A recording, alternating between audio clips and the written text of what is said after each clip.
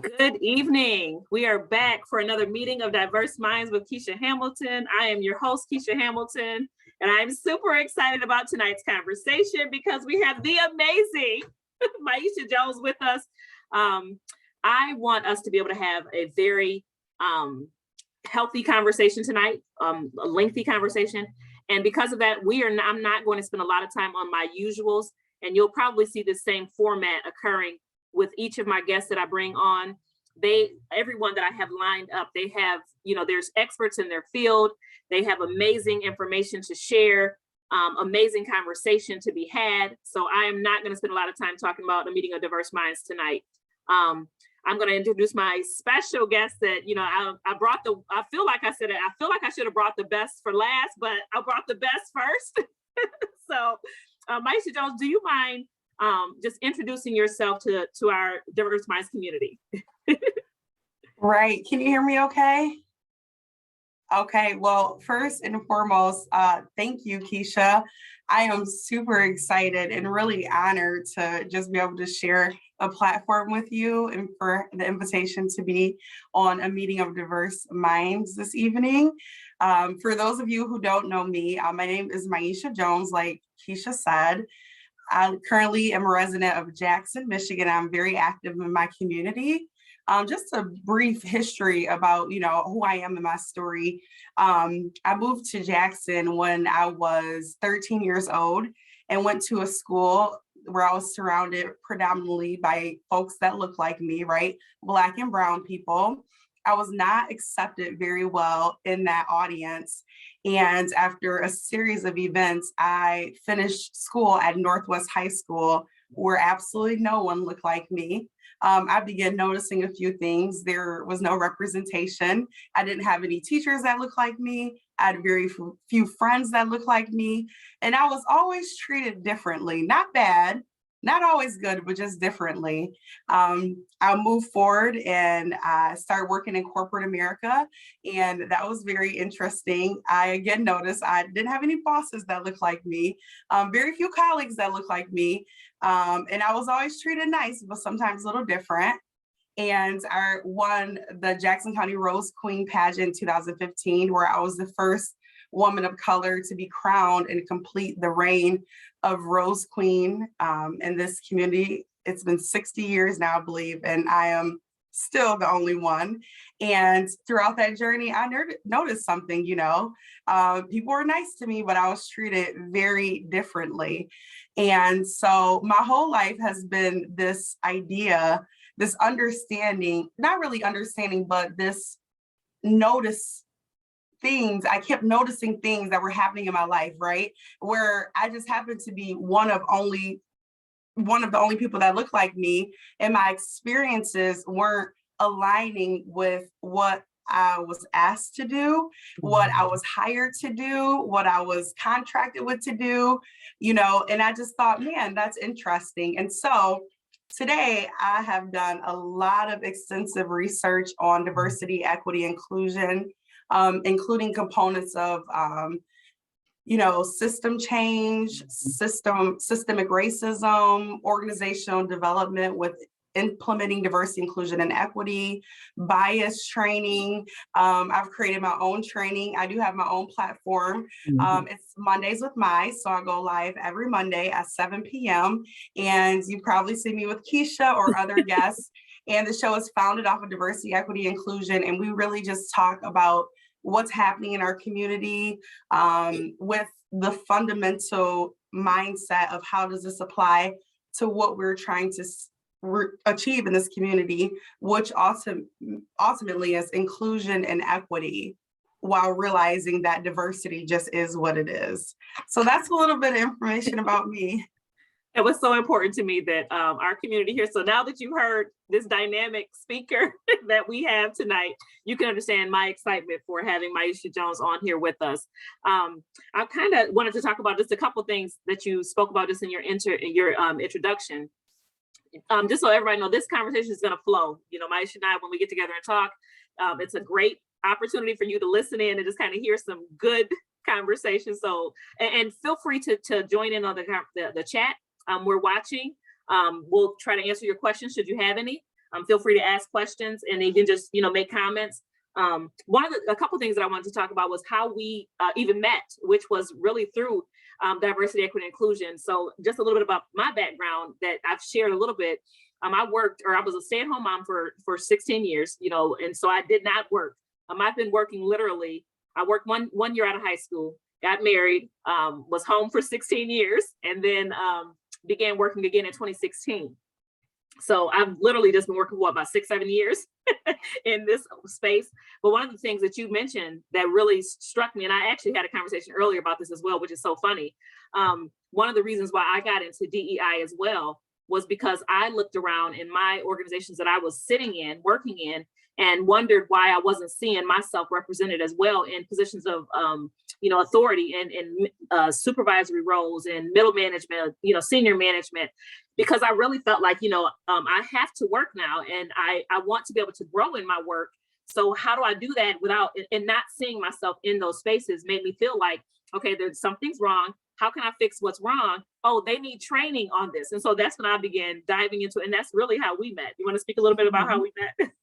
Yeah, of course. So first, I want to acknowledge, as we really start this conversation off, for those of you, who know Keisha, she's very direct with her communication, which is one thing that I very much appreciate about her, which also aligns with how I prefer communication. And so I want to acknowledge that I'm a lover. I love everybody. I'm driven in purpose by God, which commands us to love people. I don't love, appreciate, or tolerate behaviors. I don't appreciate, tolerate, and love biases, systems that were created uninclusively. So when I talk directly, which is exactly what I'm going to do tonight, I want to be very mindful of my white friends and family. That's what I call, my white friends and family, because if me and you can have a conversation, I feel like we're friends and family at that point. So I want all my new white friends and family who don't know me to really understand that as direct as we are not talking about a person. And if we are, we're going to be very clear about that, because some people need to be acknowledged and talked about because their behavior is unacceptable. Exactly. But more so, when you think about these issues that are surrounded with race and inclusion, we're really talking about systems that were created in an effort to exclude women like me and Keisha. Right. And so when we met, I was very engrossed in my DE and I journey. So I was hired in at an organization who asked me to do one thing, and then slowly but surely asked me to do things that were not involved in my job description. To be honest, teaching diversity, inclusion, and equity. So I was hired to be a success navigator, how to increase just rapport in the workplace, how to strengthen rapport with employees, all this great stuff. But then they're like, hey, can you start teaching diversity, inclusion, and equity? And I was like, why? Because I'm Black? I mean, honestly, right. One, let me acknowledge that anybody of color has lived experience, which qualifies them to have conversations. Okay, let's set that stage. Right. But just because you're Black and have lived experience doesn't qualify you to claim that you're an expert in DE&I. DE&I, which is why we have people of color who don't have the adequate education and information sitting in spaces that matter, who aren't doing anything to help the Black community, right? Totally. And so long story short, if they wanted me to teach diversity, equity, inclusion, I had to learn about it, right? I know I'm Black. I know ain't nobody else here Black. And I know it's a problem here because sometimes y'all be saying things like, no, you didn't just say that. No, you didn't just try to touch my hair, girl. Right. No, you didn't just try to like Black talk to me and you don't even talk that way. Like, no, girl, no. And so I took an extensive amount of training to the point where I even went to Washington and trained with CUNA Mutual, who has an award-winning diversity, equity, inclusion department. I created content around inclusion, specifically equity, team building with a mindset and a foundation on DE&I, how to recognize and understand really what diversity is. I even implemented a program for high school students, diverse high school students, to come in and work in a part-time job and get professional development, which included a component of diversity, equity, inclusion. So long story short, I was doing all this work and I was fairly new to the work, but I was really passionate about it. What ended up happening was when you learn about diversity, and I'm gonna wrap this up, grab you talking, let me wrap it up. You're good. So one of the beautiful things about learning something is that when you're passionate about it, when you understand the importance, you don't just take a few notes, but you really get invested in your learning. And so as I'm teaching all of these concepts to all of these employees, which is going great, I must acknowledge the fact that, yes, we are learning about diversity, equity, inclusion. However, the system, the employers that I had, I noticed policies and procedures that didn't reflect the level of diversity, equity, inclusion you claimed you wanted within this organization. So at that point, I had to continue teaching, but then I had to go talk to the leadership of that team and ask hard questions. Why is there no representation in the leadership department? Why are these questions on the interview and the application that exclude specifically people of color, right? Yeah. Why do you have a policy in place that talks about neat hair? What does that mean? Right. So I had to start asking these questions, and honestly, they were upset. Like, well, that's not really what we were looking for. Well, what did you think was going to happen when you asked a Black woman to teach diversity, inclusion, and equity, then gave her the resources to learn and be educated, and then I do exactly what you asked me to do, and you are upset about it. Yes. So simultaneously, I met Keisha through a mutual acquaintance who I want to acknowledge, Hakeem Crampton, who is a powerhouse when it comes to realness. I feel like diversity, equity, inclusion are terms that our audience understands, but it goes way deeper than that. When we talk about oppression, when we talk about these racist systems that are embedded in every single thing that we do, when we talk about system change, when we talk about what influences the systems, when we talk about people in leadership, so much. If you've never had an opportunity to listen, follow, or read his post, I strongly encourage it. Yes. So Hakeem Crampton. Yes, Hakeem Crampton. We need to put him in the comments. So anywho, so Hakeem introduced me to Keisha, who, I'm just gonna be honest, anytime I meet a woman of color who is passionate about the things that I am, there's automatically a connection, right? A connection that other cultures wouldn't understand and may not experience. This is my sister, right? This is my girl. Like we're both Black in a corporate America world. We get it, right? Yes. When we go into boardrooms, there's nobody like us in conferences, and then we make eye contact, and it's like, we safe, girl. We are safe at some level because we're both here, right? And so when I met Keisha, she was experiencing some of the very same things that I was experiencing and uncovering and trying to change. And, I remember, Keisha, you're like, this is everything happening. This is what I think I need to do. Help me. And I'm like, girl, honey, first of all, you're not crazy. This is really what's happening. And it's not just feel like there, it's everywhere. Right. You're right. Yeah, you do feel like you're crazy when you're in the midst of that, you know what I mean? So that was a good beginning, first you're not crazy. Let's get that out the way. Because people who are embedded in these systems, right?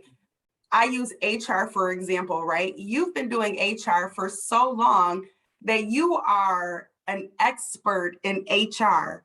And HR is one of the worst systems that are full of bias and racism. And unless you combed your every single policy in HR, you're probably operating in full-blown bias and don't even know it, right? Without a doubt. They will try to make you think when you're like, I'm not being treated right. This policy isn't right. They're like, no, it's It's right. Right. You just are being a disruptor. You're the problem. Oh, that title, that term. It's so interesting what you say. So much stuff that I wanted to dive into because it's just all good. Aside from how we met though, I wanted to also just continue to add or let the audience know that you do have Mondays with My. So more of these conversations are being had on Mondays with My, on Mondays, that is, via Facebook. And the title of the show is Mondays with My. Some of you all who are just getting on, please make sure that you go back and listen to the beginning of this to kind of get to know our special guests more. But one of the things you mentioned just now, even with HR, we're talking about systems. And I appreciate how you just even set it up for the audience to know that, you know, these conversations that we had, they're not talking about individual people. They are talking about these systems, but people do run these systems, you know, and it's really important that people who run these systems need to understand what the system is, and then their part in how the systems are run. And also, even you mentioned as well to our audience, and I'm grateful because what you're saying, a Meeting with Diverse Minds community, they're not new to the conversation of, you know, I'm going to be honest with you. You know, I'm not here to make it sound super sweet and nice to you. I'm here to give you truth, you know, while also, and I like to say this all the time on a Meeting with Diverse Minds, and that is that, you know, a lot of us did not know, even you and I, we are two Black women who've lived this experience, who've been in these spaces, and you've worked in corporate America much longer than I have, but just, I mean, you don't need length of time to experience what we've experienced, you know, to know that there's something wrong. But even in being in these spaces as African-American women who've lived this life, you know, in this skin and have dealt with all these different things, we still had a lot of learning that we needed to do. A lot of, you know, educating of ourselves we need to kind of combat and understand. So I like to say to our community, our Diverse Minds community, especially our white brothers and sisters, which I also call them that, you know, not to take offense to this, to understand that you didn't know, we didn't know. But now that you know, and you do have an obligation to know, now that you know, now that we've got to do something with it. And these are the things that you need to do with it. And we are the best people to give you that information, not simply because we're Black. Thank you for highlighting that as well, but because we've done the work, and also because we operate in direct opposition to the system on purpose, intentionally. Like, we're intentional about how we operate with the system, because otherwise we're upholding the system. One of the things you said with HR and just the system itself that I was thinking about when you were talking is that, you know, these HR positions, one of the things I think that's one of the biggest issues for people, you know, and I want you to weigh in on this, is that people get so married and so, entrenched and so stuck on what they've done because of the length of time that they've spent doing it, the education they've had surrounding it, their parents and grandparents. And so while HR is, kind of what made me think of it, this can be anything, military, policing, my grandfather was here, and it's really hard for individuals to accept the idea that I've been doing things wrong. My grandparents, my great grandparents, my mom, my dad, like, we've done things wrong. And it's hard to accept that and then be willing to kind of shift from that. Yeah. So what I like to acknowledge that I've also done extensive training and research on empathy. Yes. And although I did this research to teach other people how to empathize with things that you just don't understand, I also had to learn a component of empathy that I really had a hard time acknowledging. And now I would think I'm an expert, right? And Right. it's so, if I've done the same thing for so long, if I've had the same behavior, if I have had the same results, if I've always had something, if you come up one day and just tell me it's wrong, I'm going to defend myself, Right. because this is all that I know, right? Yes. Yes. If I have been a vegetarian my whole life and you try to shove some meat on my plate, I am not eating that meat. I just can't. I just can't learn how to a new skill, and it's hard to do, right? Yes. If I've been a woman all of my life and you asked me to be a man, I mean, these are just examples that might be funny, but when you have a certain frame of mind that has been taught to you, yes, that's the comfort from a child. Mm-hmm. You went to school and seen it in your history books amongst your friends and family. You went and graduated and got a job and saw it in the workplace, right? You've been operating the same way since your inception, and now you're 20, 30, 40, and now leading systems. It is challenging to understand how to be inclusive, how to understand racial justice. And I want to acknowledge the fact, especially if you've never been Black, it's been hard to be Black. Yes. Yes.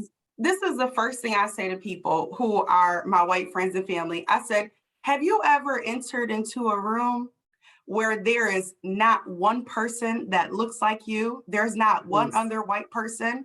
I've never had a yes before. Yes. But somebody shared this story with me. She said, a friend of mine now, she's white. She said, I went to this conference and I was getting coffee. We were outside of it because we couldn't go inside yet.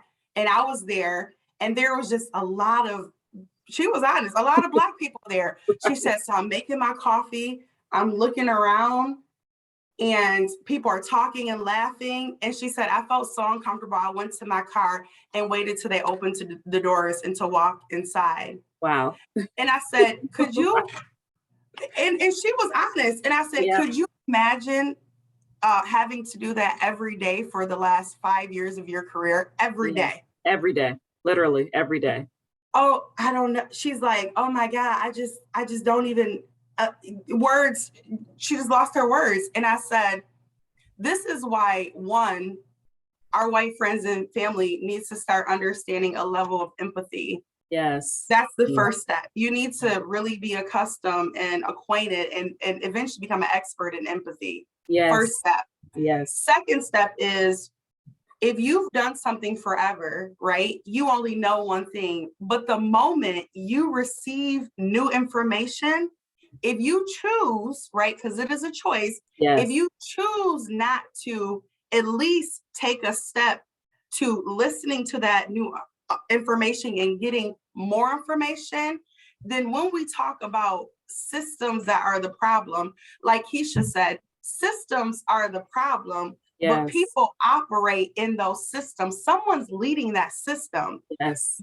You've only done it for so long. I can understand and empathize with that. But the moment I bring you new information and you choose to still do things the same way when we've told you with proof that this is not the right way, and you choose to continue to do that, you are the problem now. Yes. You are the problem. Yep. And so if you've led HR for 10 years and people are quitting and putting in their bio why they're quitting because I don't feel like as a Black woman I was treated right, and you've never dove a deeper dive into see what that means, you're the problem. Yes. Yes. You are creating inequity and racism continued in your organization. It's you. Yeah. And a lot of people, leaving won't even tell you why, a lot of times they just won't tell you why. And we're not asking those questions because we don't want to know. You know what I mean? We don't want to know enough to ask and then to make changes based on those answers. You know what I mean? But a lot of people won't even say, they'll just leave. And we're not asking those questions, And I want to give you a little inside scoop. We already know. We already know why we're leaving. We know. We know. Yes. Because you don't have anyone that looks like me. You don't treat me right. You treat me different than everybody else. We know why we're leaving. And the moment we tell you, you're going to do two things. One of two things. One, you're going to target us and try to get rid of us. Or two, you are going to pretend as if you're listening to our ideas and thoughts and nothing will change. Yes. And we know that too. Yes. And which is why we do what we do and just leave. You know what I mean? We don't even ask those questions. A couple of things I kind of want to just go ahead and also define DEI to our audience for those that may be new. Sometimes we get new people who come on, just so we can kind of get them, orient them. So we both, as Myeshia and I, we both are, I mentioned, we both work in DEI and anti-racism. We both have done a lot of extensive work in it, but we do have different ways of defining and I don't want to say defining, but describing, how these terms play out, what they, how they play out. So diversity, and we'll just kind of do one at a time, back and forth. We'll just kind of, go grow with it. So diversity, I like to explain it as, especially on diverse minds. So we talk about the difference of our, our skin tones, our family sizes, who we love, the different things that we like to, eat, just our differences, you know what I mean? Those be the differences. Anything that's just not the same as you is different, you know what I mean? But even more importantly is our different ways of thinking that we have, generally based on how we've been brought up, just the space that we've lived in, you know what I mean? Our lenses are different, how we process things. And that difference is more impactful, in my opinion, to systems and to why we do what we do, how we do what we do, because it's all in here. You know what I mean? It's, now obviously our skin tones, we know as African-American people, we know that difference alone, automatically causes, individuals to treat us a certain way, see us a certain way, but it's also based on how they're thinking in here. I'll let you kind of give your thing with diversity. Yeah, so everything that Keisha said, one, and I want to just add, there's two components that I can think of based off of what Keisha said that help me to understand diversity, right? And so I want to acknowledge the fact that when I talk about diversity, equity, and inclusion, I have been accustomed, transparent space, right? We're being honest. Right. It's so interesting that the people who are leading the systems in Jackson, right? The CEOs, the VPs, all these powerful people have absolutely no idea what diversity, equity, inclusion means, what systemic racism is, like what it means to be equitable, what cultural competency is. Right. They do not know, right? So when I speak to powerful and influential people who are usually white, I have to really talk to them as if they're adolescents, right? This is new information for them. So I have to talk to them in a way that they will understand. Now, me and Keisha, when we talk, we use terms that go deep, right? Right. Very deep. I have to use surface level terms because when you've never been introduced to something, it is new information. So I try to keep things simple. So when I think about diversity, I think of two things, right? One, I'm gonna use me and Keisha, right? Me and Keisha are different from you, white people, right? Because we are Black. We share the same history. Yes. We share some of the same norms. We've shared some of the same experience, right? Not the same, but experience that mean the same thing, right? Right. Yep. We both sat in spaces where there's no other people that look like us, right? We both have a sisterhood that Black women just share and white women just wouldn't understand that, right? We are different because we are connected, right? We share a culture. And we are very different because Keisha's Keisha, Myeshia's Myeshia. Yes. Me and Keisha have different thoughts, different ideas, different opinions, different likes, different dislikes. Keisha be looking fine with no makeup on. Honey, I ain't stepping out without my lashes and my lip gloss on. I'm not, right? And so the problem comes when people sometimes get one-ish and don't understand full diversity, right?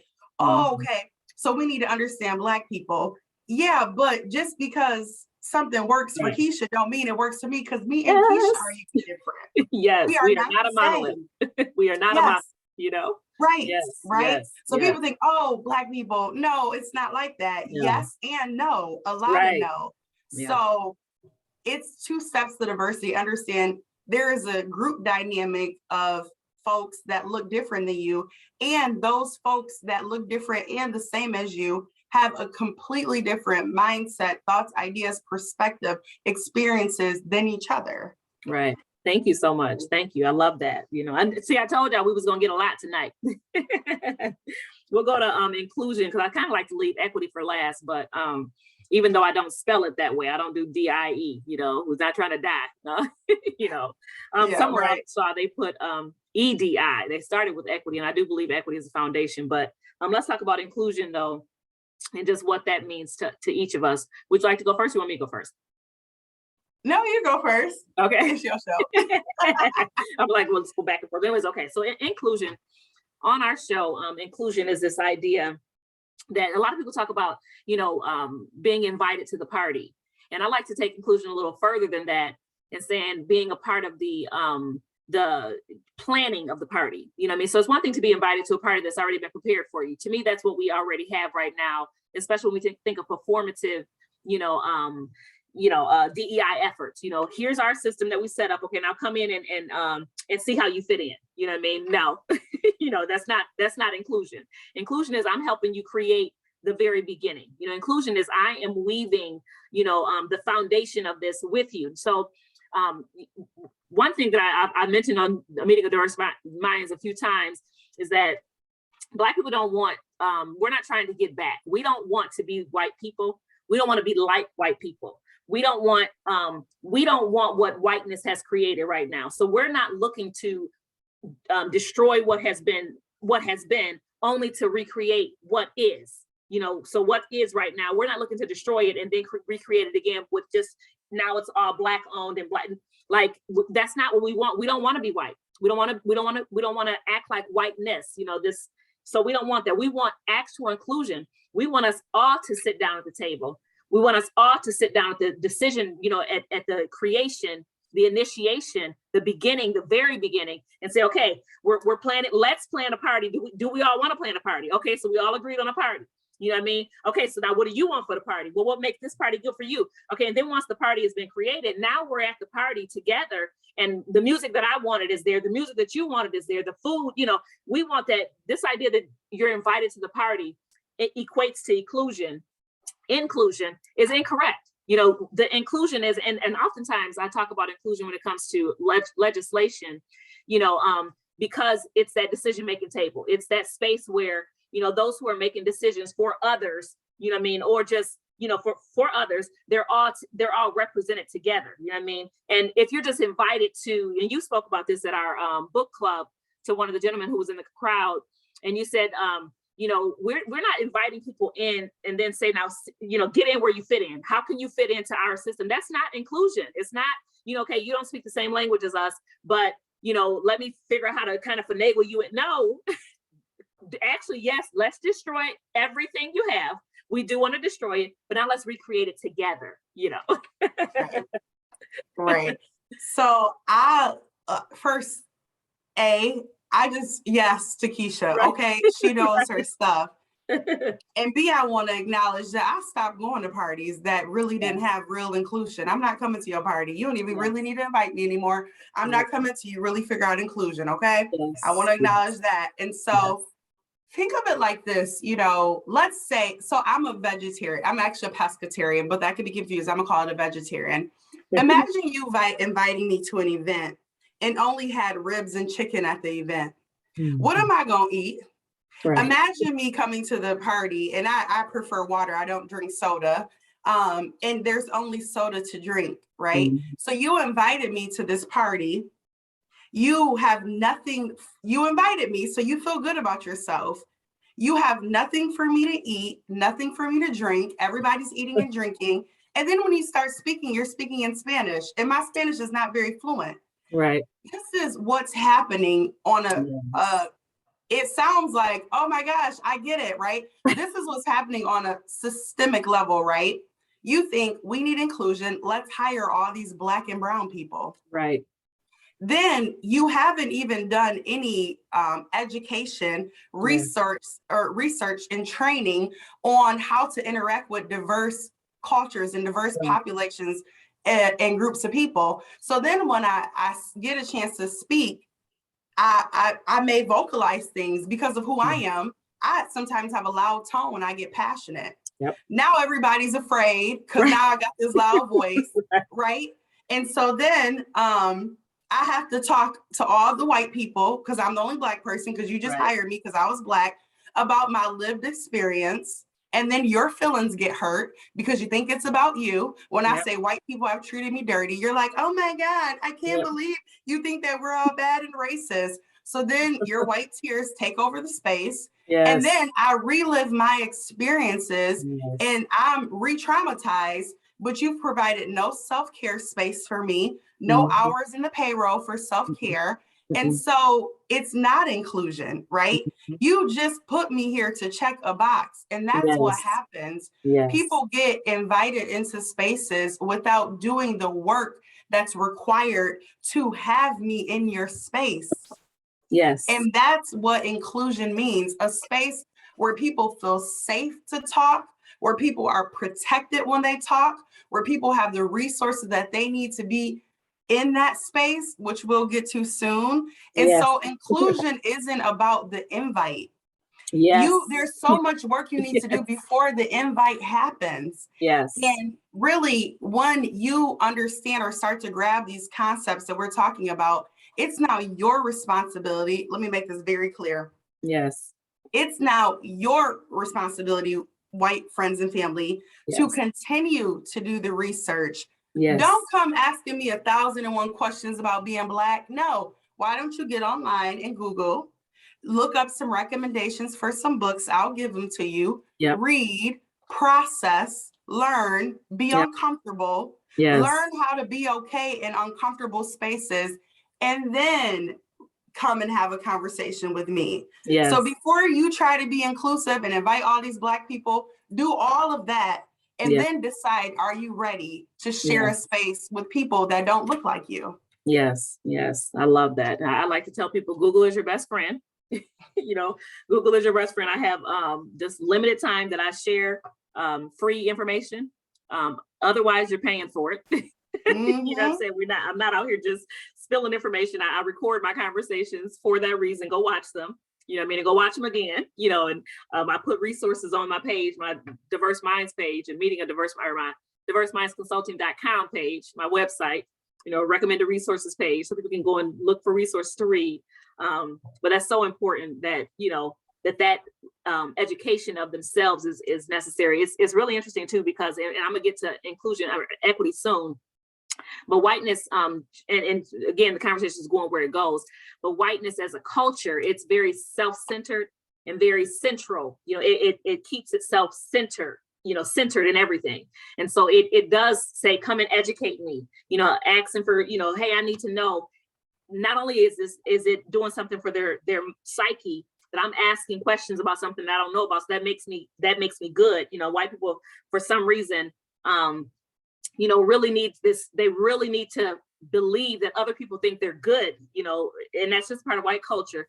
But so answering that good need, you know, I'm asking questions, I'm seeking advice, but I'm also asking you to teach me, to labor for me, as opposed to decentering yourself and going in your private personal spaces where you're not centered in someone else's life, you know, but going into some private space and looking up, Google, you know, and reading and studying for yourself and just getting that knowledge, you know what I mean? But whiteness as a culture, and eventually we're gonna have you back on the show for sure. You know, we'll talk about that, just the culture of it itself, all those things that, you know, that propel a white person to do the things they do, you know what I mean? And in the way that they do it, you know what I mean? You know, right. You know, I think that's great. And someone was put in the comments, and it was totally on my mind, and I'm glad you said it, because it was right on point. I've seen people experience, you're in the room with people who are making over $100,000 a year, and then you give me a $25 stipend to come in and educate you on everything Black and cultural, right? But you're making probably $50 an hour for sitting here. Right. But you want to give me 25 or maybe a gift card or pay me minimum wage to come and sit on your DE&I team and educate all of you on diversity. That's very uninclusive. I think and we as people of color doing this work really have to start understanding these things for ourselves, so we know how to advocate for ourselves. Yes. I understand that everybody doesn't have the money, resources, and everything. Find it. Yes. That's all I'll say.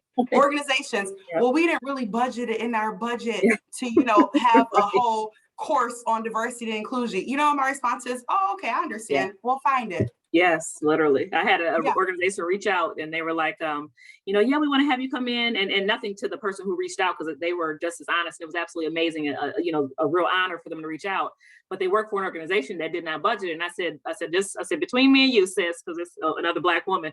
I said, between me and you let them know. Don't ever ask a Black woman to come and speak to you about anything anti-racism, diversity, equity, inclusion without being ready to pay handsomely. One of the biggest ways probably the most foundational way that we are kept back and in subordinate positions is because of economics and finances. I said, so just so you know, I said, the next time they tell you to go look up a Black woman or somebody else to speak for their group, tell them to be ready to pay handsomely. And so they'd say, well, we don't have the funds. I said, okay, bye-bye.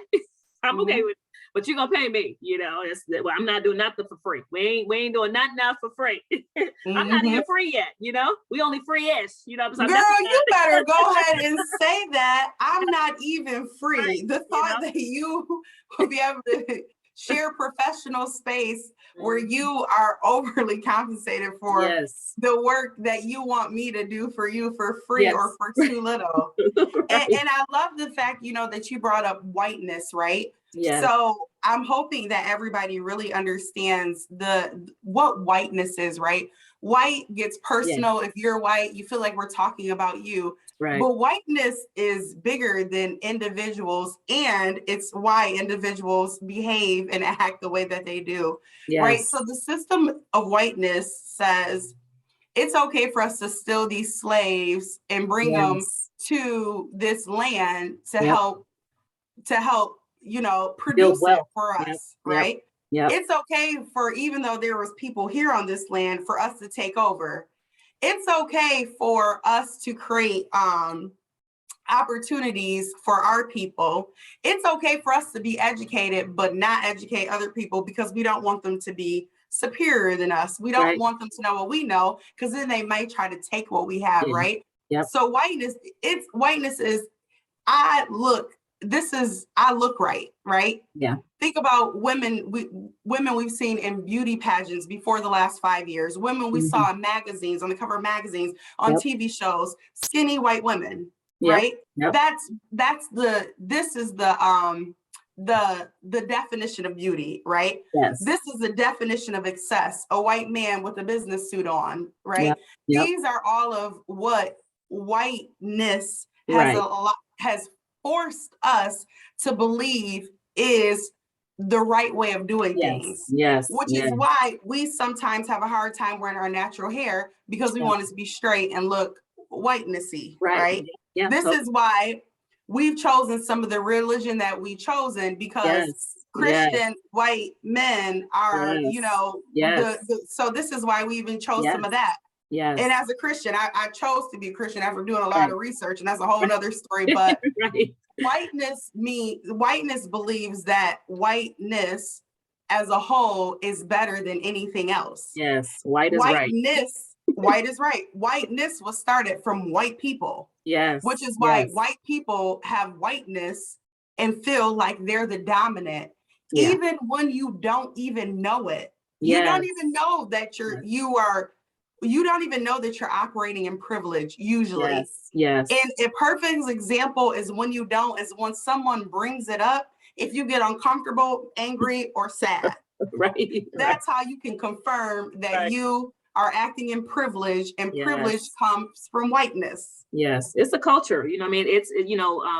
It's so easy to look at, specifically Black people, Black Americans, Black African Americans, and then Black Americans as well. But we have our own culture, so we talk about, our rhythm and soul. We talk about our food, we just have this sisterhood. These are cultural things that others looking on, are readily identified. Because whiteness has been the standard, that they have decided this is what it is. They don't consider the fact that they actually have a culture, that they actually even have a race, that they're actually something, that needs to be defined and needs to be understood. To a certain degree, they need to understand what it means. And all of that includes, the way that they operate. They operate in centralizing themselves. They operate the culture of it. So, and it's so important that, our audience remembers, we're not talking about anyone specific, but white people do operate in whiteness. And someone in the audience, or on our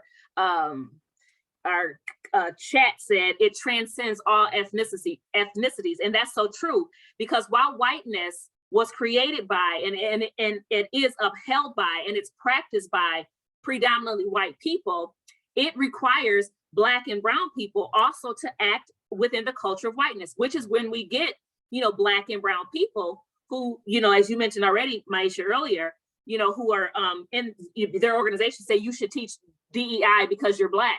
And they're highly unqualified. Not only are they unqualified because they don't have this education, but even in getting the education, because they will do that to check a box. Black people will they'll operate in whiteness to check a box. They'll go get it, and they're coming back and teaching you like they're white. You know what I mean? So they're not challenging systems. They're not challenging norms. They're not challenging the norm. You know, this idea that white is right. You know, white is right. Straight hair is right. You know, thin bodies are right. You know, the husband and wife and 2 kids and a dog, that's right. Even in your HR, you know, policies, they're not challenging all those things. So 100% whiteness, it does transcend ethnicities. You know, for so long, Black people in America have had to assimilate and to fit in, you know, to have had to just conform in order to be successful. And so they operate in whiteness. That's one of a huge point I think that, you know, is good for us to, you know, reiterate. You know, anybody can operate in whiteness, but whiteness is a culture that needs to be understood. They need to understand that when we're saying, oh, they just white, we're talking about the culture, that culture that white people have, you know, created, that helped them to create this nation that we're in. You know what I mean? It shows itself, you know, oh, you're still in their land, like you stole, you know, indigenous folks' land. You know what I mean? You annihilated an entire nation of people, you know, 10 million or more Indians. You know, you lied about how that occurred, you know, accusing them of being those that are scalping when you actually created that. You know, you brought over, you know, smallpox blankets in order to wipe them out, like all these different, you know, ways that whiteness has operated, and because it continues to operate that way. So we look at voter suppression and how, you know, whiteness will, you know, flip around what it's done, you know, try to change the narrative of it, to try to clean it up and make it look good, like they do for our books. So we can go forever on whiteness, and we're going to come back to that.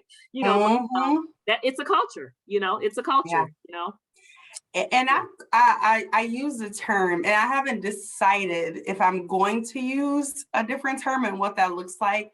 But we also talk about whitewashed Black people is how I refer to them.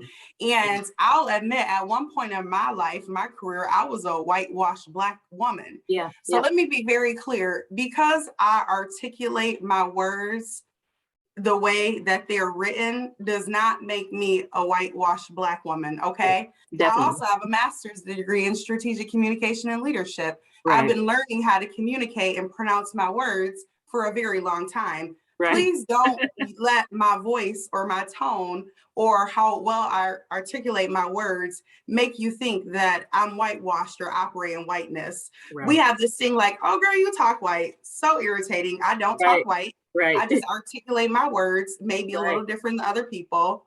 And we should really understand what whitewashed Black people look like in spaces, right? They've become accustomed to the whitewashed environment, the whiteness as so when you come and in your Blackness, they're like, oh girl, you gotta lower your voice. Oh girl, you can't wear that.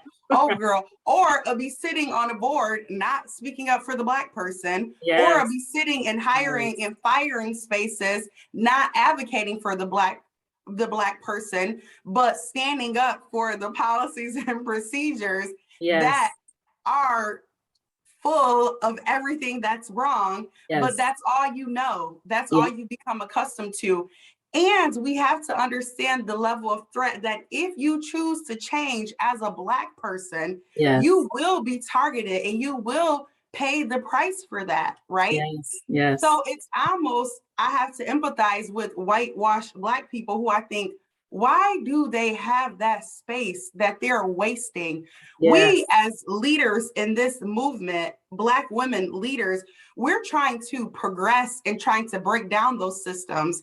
And when we see people in our way, especially somebody that looks like us, we'd be like, girl, you need to go.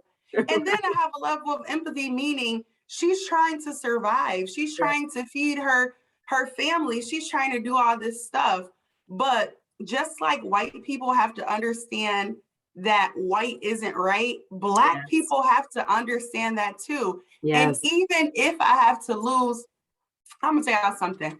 I stood for what's right. I stood in Blackness and was fired, right, for doing exactly what I was supposed to do, which is exactly what I wasn't hired to do, but exactly what you asked me to do. And when I did it in transparency, right, I don't use vulgar language. I don't derogatory speak to someone. I don't use cursing. But the fact that I'm speaking to you in truth, you're so uncomfortable. You don't think I'm the right person to sit in this space. The nerve of you, right?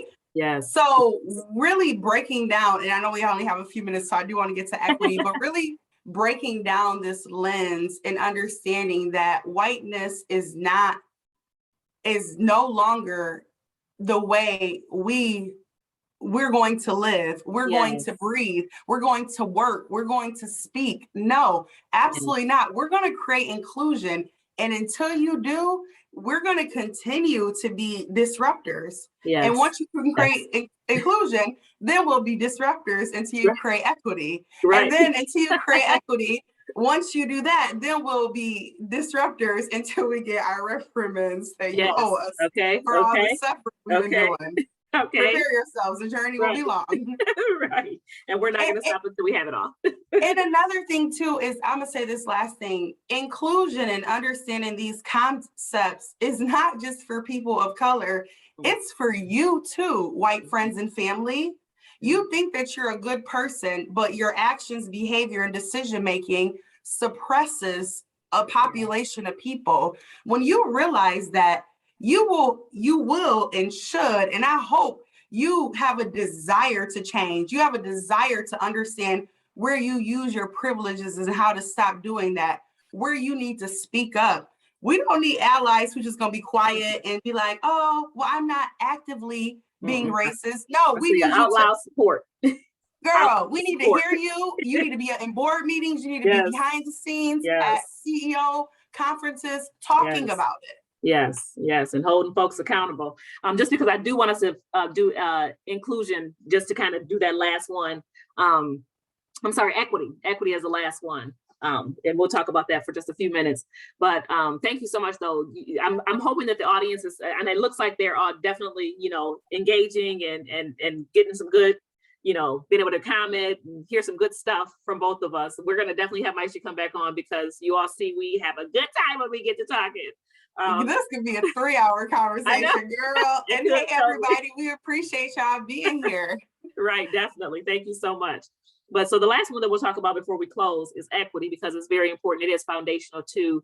And we talk a lot about diversity, equity, inclusion, because it's the buzzwords right now. Before it was affirmative action, before it was just the civil rights movement, all of these efforts that we as African-American people, put forward at different times in society, different times in the timeline, are all in an effort to, secure our human rights, to secure our social rights, our social justice rights, to secure our human, just to be allowed to exist as humans in this space, fairly and appropriately and accurately. And, so right now it's called DEI. I don't know what it's gonna be called tomorrow, but we know that it's what we have right now to use in order to kind of progress things forward. And so we do, want to make sure that it's defined well, appropriately, and that individuals, when they're choosing to, embark on that initiative, that they have the best information to do it. So equity, again, it is the key to everything.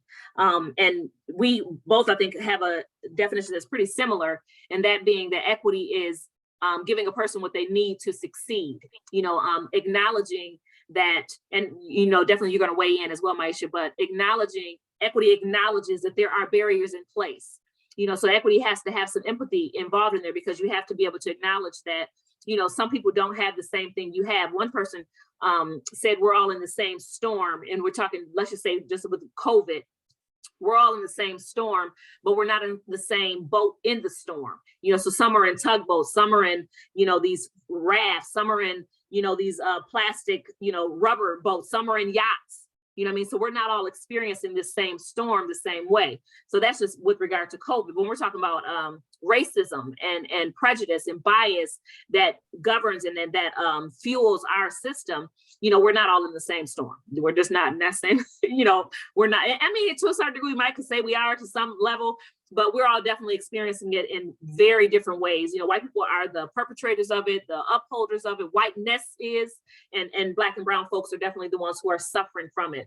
But anyways, though, equity, again, it's an ability to acknowledge that there are barriers in place, and that, you know, if I'm going to give you what you need to be successful, success one looks different for everybody. And then your needs are different as well. You know what I mean? What you need are going to be different. And I'm gonna let you explain it so that we don't, because I can go forever. I'll let you get something in there. Yeah, so I totally agree. And I like using examples, especially when we talk about equity. You know, if everybody needs transportation, right? I'm not going to give everyone a car because everyone doesn't need a car. Right. Someone may be living in New York or Paris. You see how small those streets are? Yeah. They may want a bike. If you give them a car, they won't be able to use it, or using it will actually be a hindrance to them because they don't have the space for it. If you don't have a driver's license, you don't need a car, right? You might need a bike, right? Right. And so equity is making sure that everybody has what they need in order for them to be successful. What happens with equity is whiteness gets in the way that says, oh, well, she got a car, I want a car too. You already have a car, but feel obligated to get something too. And whiteness feels like equity is taking away from me, right? Yes. I got to give up my job so that we can create space for people of color in this. Gosh, please research whiteness. It is deranged. It's like literally. Let me tell you, I'm gonna be real with you. I think of whiteness like a pedophile.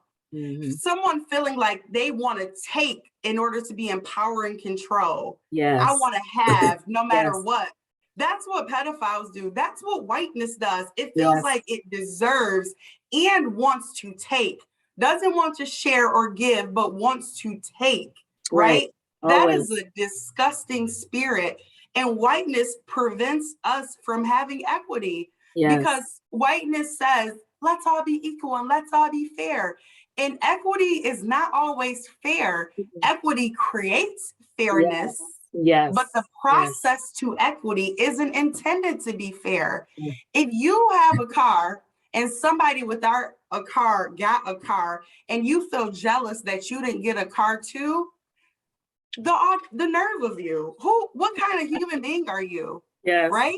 Yes. It's the scarcity. So it's girl, yes. And so really understanding that you shouldn't want what everyone else is having, especially because that person needs it and you do not, right? Mm-hmm. Equity, and like you just said, we're not, dang, it's 7. Okay, let me wrap this up. No, go ahead.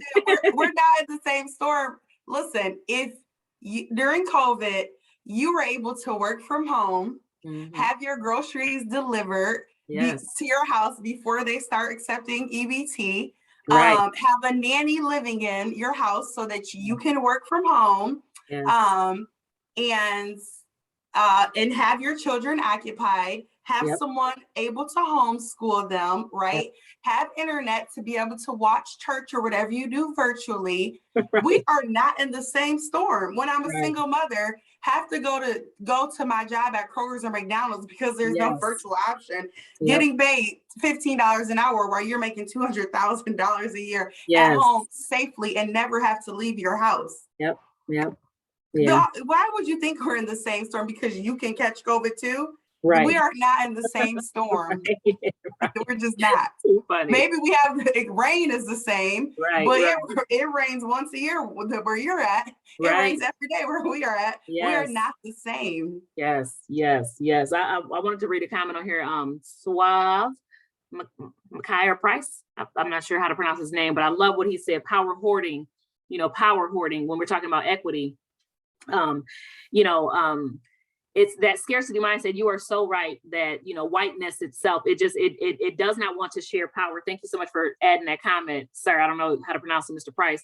But anyways, though, they do want to power hoard, you know what I mean? And it is this idea the scarcity idea that in order for you to have, it has to take from me, and they're sitting literally and I love the example that you gave even for COVID, you're sitting literally in your ivory tower, making, bringing home $15,000 every week, or whatever, just bringing home, goo gobs of crazy money, and then upset or unwilling to pay your employees, a living wage. Not, and we can get off into Amazon and all of these bigger corporations that don't pay well, but just here in town where we live at, we have CEOs bringing home ungodly amounts of money, supervisors and leadership people bringing home ungodly amounts of money and paying, people who work for them enough not enough to live. The scarcity mindset that I can't,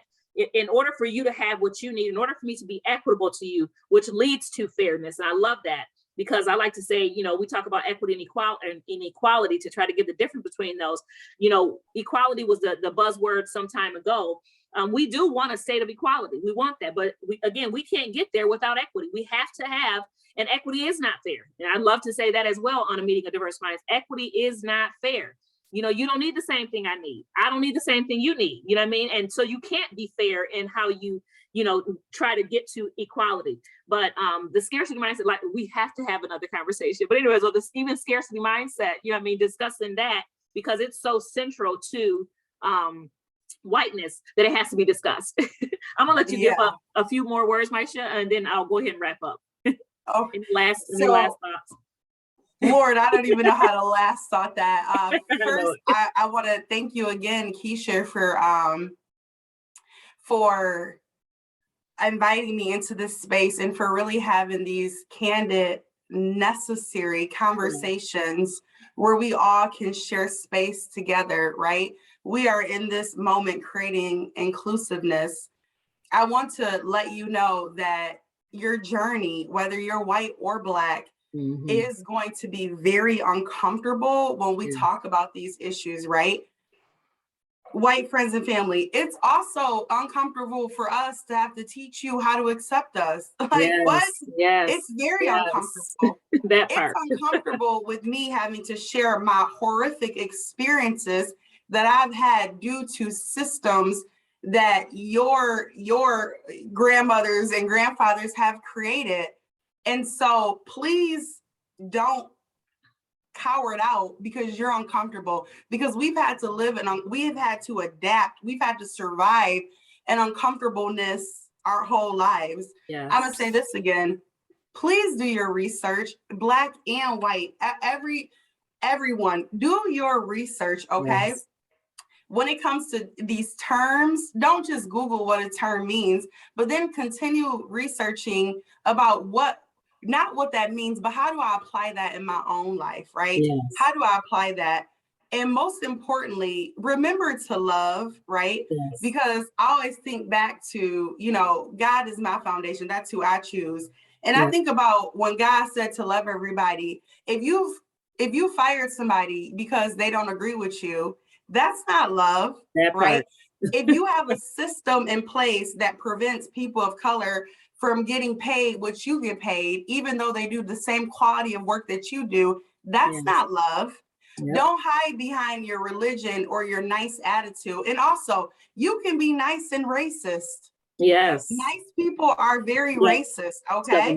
Yes. Yeah. You can give me compliments all day long. That does not mean that you're not racist. And I'm going to say this last thing.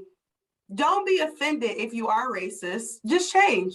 Just try to change, right? It's okay. Some of you are racist. That's okay. A lot of you are racist. Yes. And the thought of saying that makes you feel like, oh my God, I can't believe that you said that.